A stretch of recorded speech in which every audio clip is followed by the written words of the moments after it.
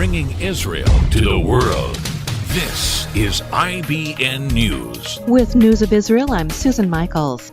Violent riots erupted at the Erez border crossing in the northern Gaza Strip. Israel closed the crossing after hundreds of Palestinians reportedly threw rocks at the crossing, causing severe damage to the infrastructure. IDF responded with tear gas and live fire. The crossing will remain closed until damage is repaired, with entry only allowed in humanitarian cases approved in a case-by-case basis. This type of protest is unusual at the Erez crossing, which is the only terminal for travel into Israel or the West Bank from Gaza.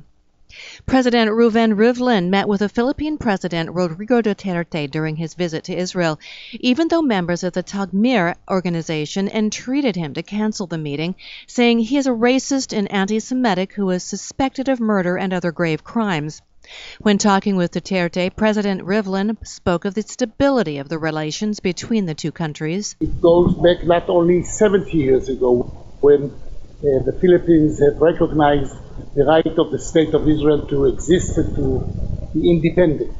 It goes back 80 years when your people have opened your state to the refugees from Europe during World War II. Rivlin went on to say, anyone who has found refuge in your country will never forget it. A change in plans for maintenance work at the Ashdod port. Work which was scheduled to take place this Shabbat is being postponed after the city's deputy mayor from an ultra-Orthodox party urged Transportation Minister Yisrael Katz to find an alternative time for the work.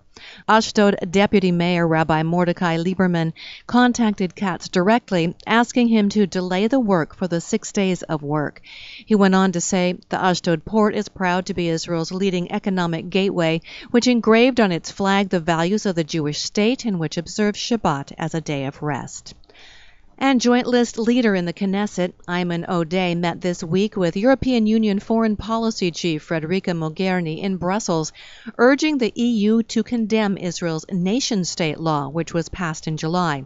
The meeting was closed to media, but following the discussion, the Joint List party issued an official statement, saying Odeh expressed his concern about the implications of the nation-state law on the Arab minority in Israel and its violation of equal rights, and asked for condemnation from the European Union and for it to call for the law to be repealed. I'm Susan Michaels.